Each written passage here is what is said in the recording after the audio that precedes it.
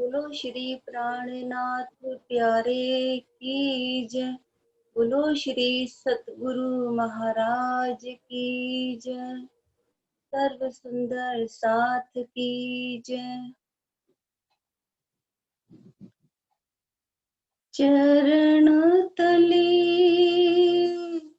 ना छूटत रंग लाल लियो जल। ताए क्यों कहिए आशिक जोइत थे जाए चल। चरण तली ना छूटत रंग लाल लियो जल। पाँव तले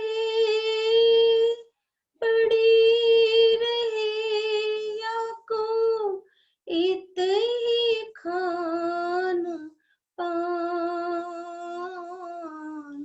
एही दीदार दोस्ती कायम। एही दीदार दोस्ती कायम। जो होए अरवा अरस सुभान। चरण तली ना छूटत रंग लाल लियो जल। खाना दीदार इनका या सो जीवे लेवे स्वास। दोस्ती इन स्वरूप की। दोस्ती इन स्वरूप की। तिनसे मिटत प्यास। तिनसे मिटत प्यास। चरण तली ना छूटत रंग लाल लियो जल। इत ही जगात इत जारत इत बंदगी परहेजी जान। और आशिक न रखे या बिना। और आशिक न रखे या बिना। इत ही होवे कुर्बान। इत ही होवे कुर्बान। चरण तली ना छूटत रंग लाल लियो जल। श्री महामती कहे अपनी रूहन को तुम जो अरवा अरस। शराब प्याले इश्क के।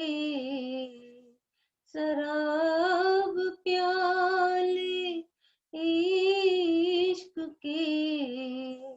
लो प्याले पर प्याले सरस। लो प्याले पर प्याले सरस। चरण तली ना छूटत रंग लाल लिए उजल, ताए क्यों कहीं आशिक, जोइत थे जाए चल,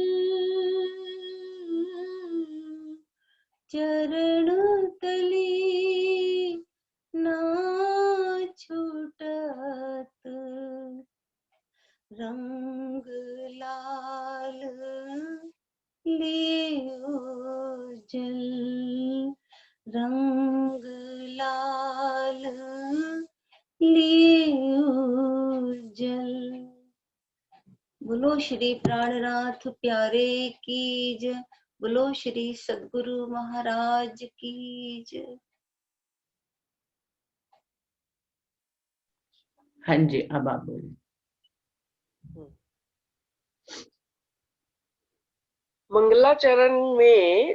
मंगलाचरण की जो 8वीं चौपाई है वो है मोहम्मद की फुरमान में कही 3 सूरत, बसरी मलकी और हक्की, एक अव्वल 2 आखिरत। इस चौपाई का भाव स्पष्ट करिए और 3 सूरतों के बारे में अपने विचार प्रकट करें। सुंदर साथ जी, चौपाई फिर से सुन लीजिए। मोहम्मद की फुरमान में कही 3 सूरत, एक अव्वल 2 बसरी मलकी और हक्की, एक अव्वल 2 आखिरत। इस चौपाई का भाव स्पष्ट करते हुए 3 सूरतों के बारे में बताइए जो मोहम्मद साहब ने वर्णन की है। किन 3 सूरतों का वर्णन किया है?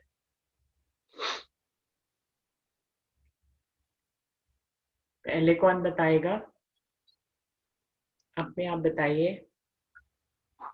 राधा प्रणाम जी। जी। हाँ जी, प्रणाम जी। प्रणाम जी दीदी, प्रणाम जी। प्रणाम जी। दीदी, मोहम्मद की 3 सूरत बसरी, मलकी और हक्की, तो रसूल साहब ने कुरान में खुद तो रसूल साहब आ गए, 2 मलकी और हक्की बाद में आने के लिए कहा है।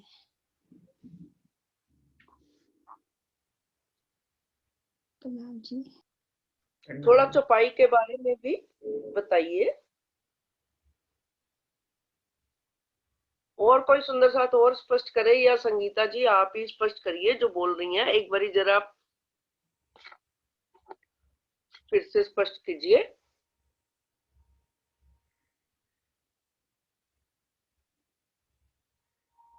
मेरी आवाज आ रही? दीदी आ रही है आवाज आपकी। ठीक है, ठीक है।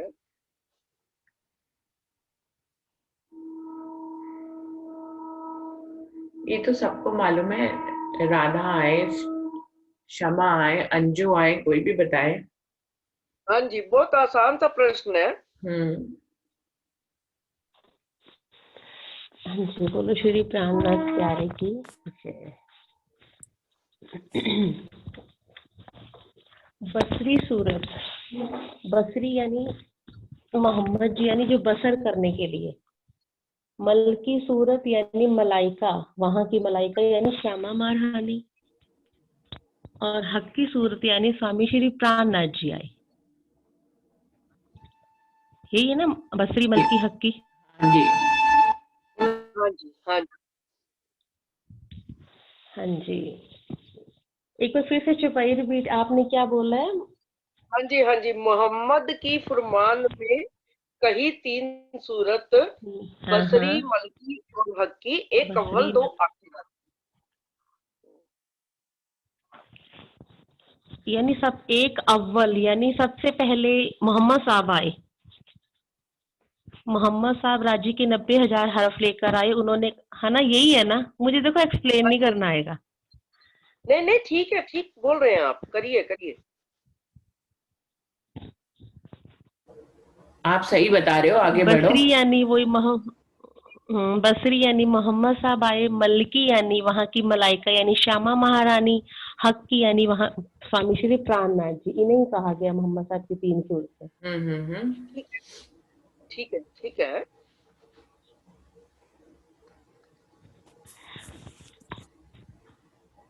और कोई सुंदर साथ कुछ कहना चाहेंगे? प्रणाम जी, प्रणाम जी। प्रणाम जी। मोहम्मद साहब के द्वारा जो कुरान अवतरित कुरान है उसमें 3 सूरतों का वर्णन किया गया है, बसरी, मलकी और हक्की। बसरी तो मोहम्मद साहब हो गए, और मलकी यानी देवचंद जी, और हक्की स्वामी श्री प्राणनाथ जी। और इसमें पहले में जो बसरी है, लैलतुल कद्र में पहले अव्वल में ये आएंगी, और बाकी की आखिरत में मलकी और हक्की सूरत प्रकट होंगी। इस चौपाई में इसका वर्णन किया, ये किया। बिल्कुल सही, बिल्कुल सही। पूरे खंड के हिसाब से आपने चारों खंडों का सही उत्तर दिया है। बिल्कुल प्रणाम। बिल्कुल बिल्कुल। हाँ, बिल्कुल। हाँ जी। अब कि इंद्रावती जी कहती हैं कि मैं राजी महाराज को युगल स्वरूप के रूप में वर्णन करना चाहती हूँ, तो वो इसके बारे में कोई चौपाई बताएंगे?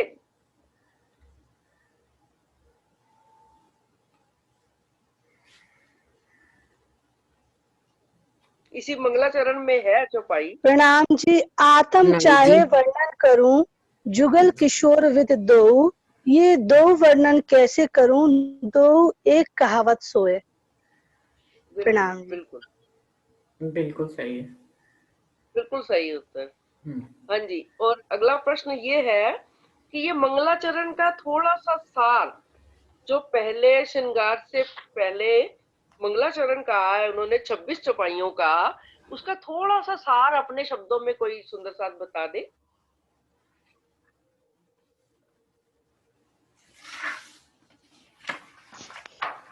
डॉली जी, मैं बोलूं? हाँ जी, बिल्कुल, हाँ आप जी, हाँ बोलिए। जी, बोलिए। श्री राजशमर जी की जुगल स्वरूप श्रृंगार का चौथा सागर जो दही सागर है, और राज्य की श्यामा जी की स्वरूप का वर्णन तो करने में बहुत कठिनाई होती है, परंतु एक कठिनाई जो सामने आती है वो है, एक स्वरूप तो एक है, सॉरी है तो दो, लेकिन दोनों स्वरूप एक है, और वे दोनों स्वरूप का वर्णन कैसे करो? परमधाम में तो श्री राजी महाराज जी का स्वरूप श्रृंगार अखंड है, इसमें एक भी बूंद घटपट नहीं हो सकती, और परमधाम की रूहें धनी का श्रृंगार जैसा देखना चाहे वैसा ही अखंड श्रृंगार दिखती है। नित्य नए नए श्रृंगार करके धारण करके श्री राज्य दिखाई देते हैं। तो जो श्री राज्य की जो आशिक है, रूह है, वो परम धाम की रूहें वह अपने माशूक को एक अंग में देख के अटक जाती है, तो ये पूरे स्वरूप का श्रृंगार का वर्णन कैसे करें? और श्री श्यामा जी के प्रेम भरे वचनों से ही रूहें अपने माशूक के इश्क के प्याले पीती हैं। और मेरी रूह नैन की पुतली, तीन पुतलियों के भी नैन, तीन नैनों में राखूं माशूक को, तो मेरी रूह पावे सुख चैन। अर्थात मेरी आंख की पुतली, और उसमें पुतली में भी ये छोटा सा नूर है, उसमें अपने माशूक श्री श्यामा जी को बसा लूं और मेरी आत्म चैन पाए, और उसका श्रृंगार, भव्य श्रृंगार को मैं, अद्भुत श्रृंगार को मैं निहारती रहूं। ये मेरी थोड़ा सा वर्णन है, मैंने जो ध्यान में आया बता दिया। नहीं नहीं, बिल्कुल अच्छा बताया। यही वर्णन है मंगलाचरण में पूरा जो आपने बताया है ना दीदी, डॉली दीदी? हाँ जी, हाँ जी, बिल्कुल सही, बिल्कुल सही। और भी कोई सुंदर साथ अपना भाव बताना चाहे तो बता सकते हैं इस प्रश्न पे।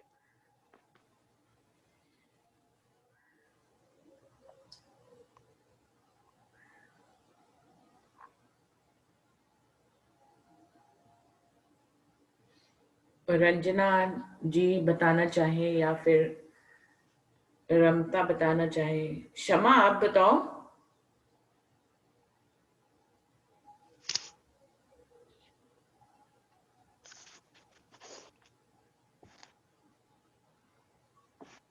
मैम जी, मुझे एक बार प्रश्न दोबारा बोल देंगे, मैं अभी आई हूँ।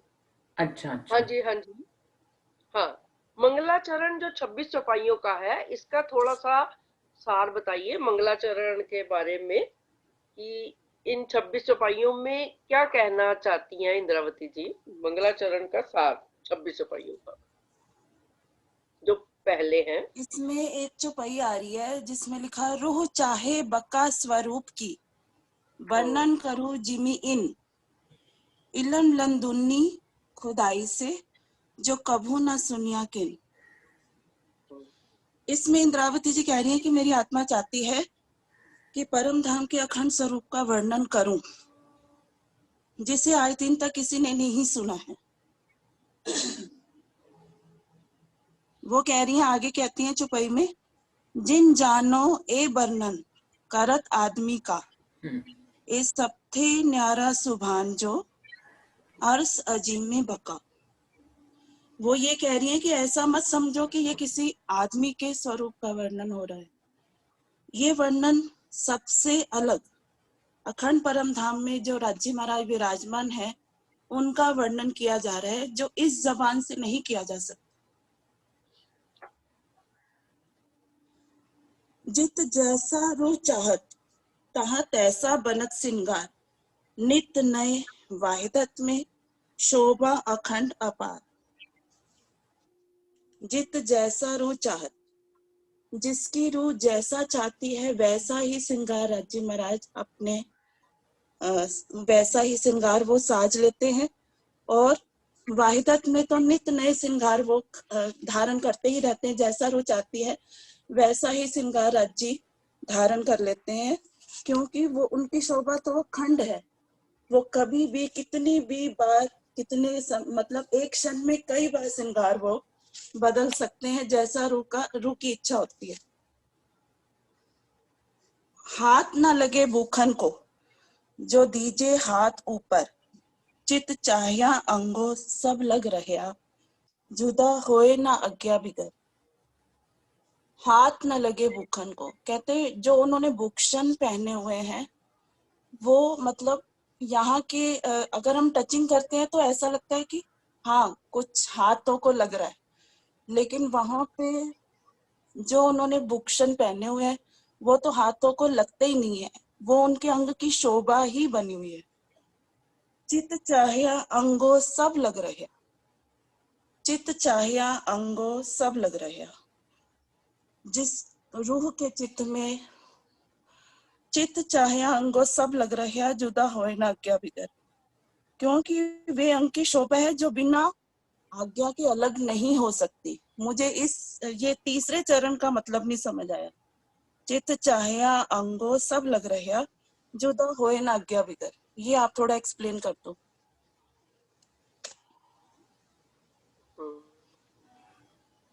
हाँ जी बीनू जी। चित चाहा अंगो सब लग रहा।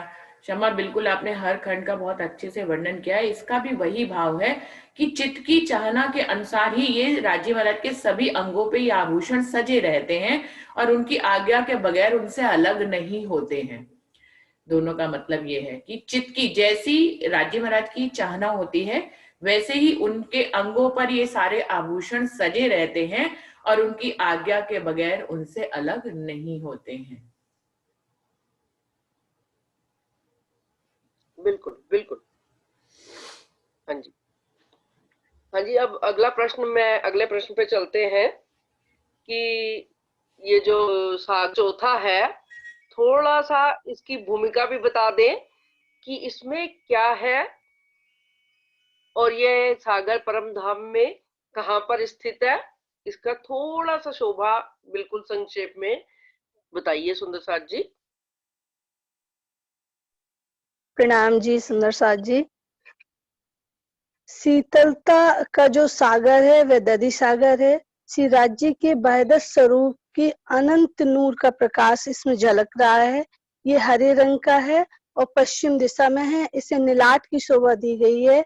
नीलाट में ही बुद्धि का प्रवेश होता है जो हमें हमारे ईमान से डगमगा देती है, बुद्धि की चातुरता से। इसलिए श्री राज जी ने हमें मंगलाचरण में ही कहा है कि पहले हम अपने अहम का विसर्जन करके उस पूर्ण परमात्मा का जब वर्णन करते हैं, ये जब भाव हमारे दिल में आ जाता है, हम निर्मल हो जाते हैं, तभी हम उस पारब्रह्म के चरणों में अपनी भावना व्यक्त कर सकते हैं। उसे ही मंगलाचरण कहते हैं, मंगलाचरण। और जब वो हम मंगलाचरण करते हुए इश्क और ईमान, ज्ञान और प्रेम दोनों का एकीकरण करके जब निर्बलता की भावना आ जाती है तो हमें श्री राज जी के साक्षात दर्शन होने लगते हैं। मैं एक चौपाई कहना चाहूंगी। ताते हृदय आत्म के लीजिए बीज सात स्वरूप जुगल, सूरत न दीजिए टूटने, फेर जाइए बलबल।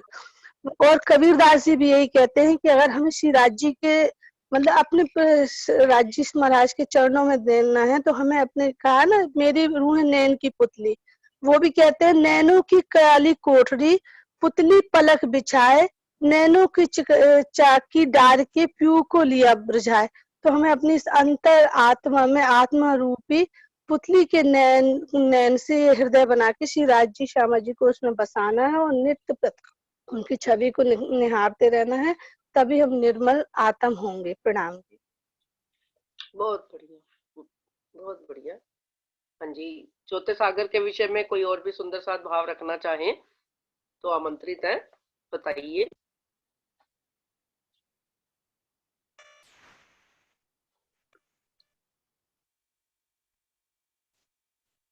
प्रणाम सुंदर साथ जी। चौथा सागर गद्दी सागर है, इसका रंग हरा है, लेकिन गुजरात में इसको नीला रंग कहते हैं। वाणी में आया हुआ नीला रंग करके, परिक्रमा ग्रंथ के इसमें आया इस सागर का रंग। तो ये श्रृंगार का सागर है, और श्रृंगार के सागर में तो राज्य का श्रृंगार, श्यामा जी का श्रृंगार और सुंदर सागर का श्रृंगार सब शामिल है पूरा। तो ये श्रृंगार एक्चुअली क्या है, हमारे व्यवहार का ही नाम एक्चुअली श्रृंगार है देखा जाए तो हमारे स्वभाव में क्या होना चाहिए, सरलता होना चाहिए, हमारे वाणी में मधुरता होना चाहिए, और हमारे कार्य में कुशलता होना चाहिए, और हमको जो धर्म का ज्ञान है उसमें हमें निपुणता होना चाहिए। ये चारों जो स्वभाव हमारे गुण हैं, इसी से हमारा असली श्रृंगार सुंदर साथ का श्रृंगार होता है। सुंदर साथ को कहीं भी इन चारों चीजों की आवश्यकता होती है। वैसे परम धाम में सीमाओं के अंतर्गत ये श्रृंगार सागर राज्य युगल स्वरूप के श्रृंगार के रूप में है, इसका रंग हरा है। तो अगर हमारा स्वभाव और आचरण अच्छा रहेगा तो ये हरा हरा मालूम पड़ेगा हमको हर जगह। इसका उदाहरण ये है कि जब भी अपने शादी ब्याह होते हैं घरों में, तो अपने घर में बहुएं आती हैं या बेटियां अपने घर से ससुराल जाती है, तो हमको उनको ये बातें बताते हैं कि तुमको अपने अच्छे आचरण के स्वभाव में होना चाहिए, सरलता होनी चाहिए, तुम्हारे वाणी मधुरता होना चाहिए, तुम जो कार्य करो वो कुशल तरीके से करो, और तुमको जो जानकारी मिली है अपने घर के आज तक के घर से, धर्म माने घर की शिक्षण जो आपको मिला हुआ वो, और वहां जाकर के आपको जो मिलता है वो, इन सब में आपको निपुणता हासिल करना चाहिए। किसी को बताना चाहिए कि हम किस प्रकार से रहते थे और किस प्रकार से अब रहने वाले हैं। इस प्रकार से आप अपने घर को जो परम धाम बनाते हैं, इसलिए श्रृंगार के सागर का परम धाम में और अपने इस सांसारिक जीवन में भी बहुत बड़ा महत्व है। प्रणाम जी। प्रणाम जी, बहुत अच्छा। हाँ जी, आगे चले या अभी और कोई सुंदर साथ बताना चाहते हैं चौथे सागर के विषय में?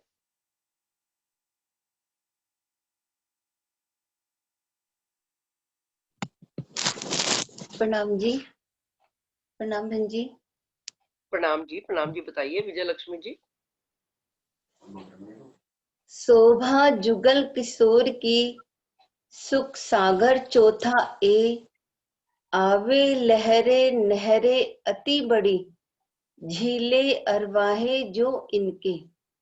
यह चौथा सागर श्री जुगल स्वरूप श्री राज श्यामा जी के शोभा श्रृंगार का सागर है, जो सुख का सागर है। इस सागर की उमड़ती हुई लहरों में नहरों के समान प्रेम और आनंद का जल भरा हुआ होता है। जिसमें परमधाम की ब्रह्म सृष्टियां झीलना करती है। प्रणाम जी। बहुत अच्छा। हाँ जी, अब आगे चलते हैं। अब जो श्रृंगार का वर्णन प्रारंभ हो रहा है, तो इसमें पहली 9 चौपाइयों में 35 तक, 27 से 35 तक श्री राज्य की पाग का वर्णन आया है।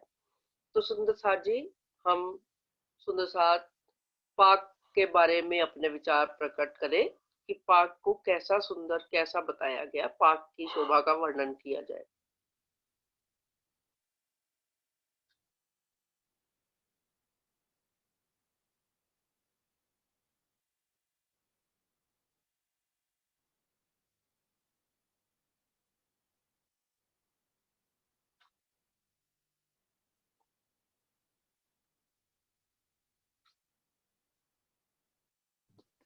प्रणाम जी। हाँ जी, प्रणाम जी।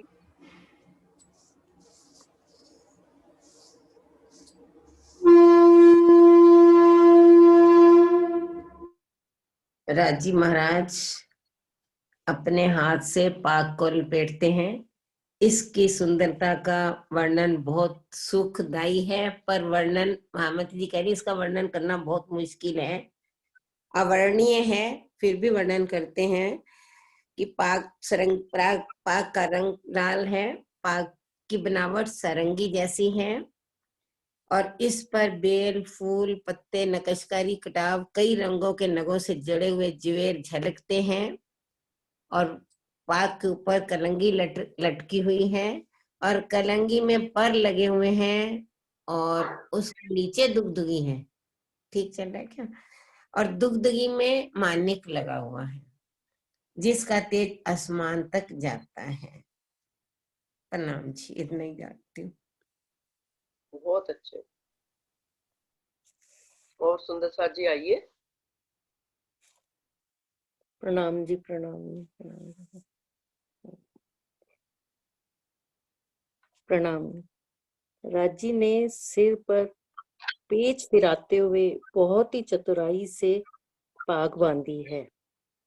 सखियों को आनंदित करने के लिए अपने भाव में दिल लेकर जो पाग बांधी है, उस सुख का वर्णन, मिलने वाले सुख का वर्णन नहीं कर सकते हैं, ताकि सखियों को सुख मिल सके। प्रणाम।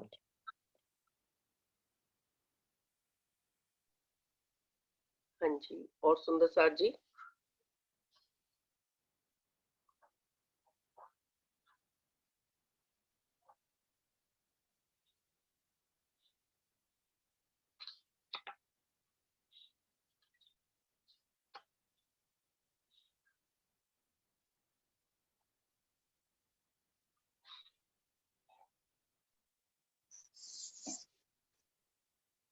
हाँ जी, सुंदर साथ जी, और कोई वर्णन करें पाग का। प्रणाम जी। पाग राजी महाराज स्वयं अपने हाथों से ही पहनते हैं, और पेज पे पेज वो जब फिराते हैं, तो जैसे कोई एक फूल पत्ती एक पेज में अधूर जाती है, तो अगले पेज में या तीसरे चौथे पेज में वो फूल पत्ती आकृति पूरी की पूरी खड़ी होती जाती है, और सारंगी शेप की उनकी पाग बांधते हैं वो। तो यहाँ पे थोड़ा सा बातूनी भी समझ आता है, जो पेज वो फिरा रहे हैं, ये रूहें फिरती जा रही हैं, हम ही हैं, हमारे जो ये जीवन है, हम जो भी हमारे रूह का ये यहाँ पे जो हम जीवन जी रहे हैं, ये हमारा पेच जो भी माया में गहरी मेहर हो रही है या बातूनी मेहर हो रही है, ये सब वही पेच जी महाराज ही फिरा रहे हैं।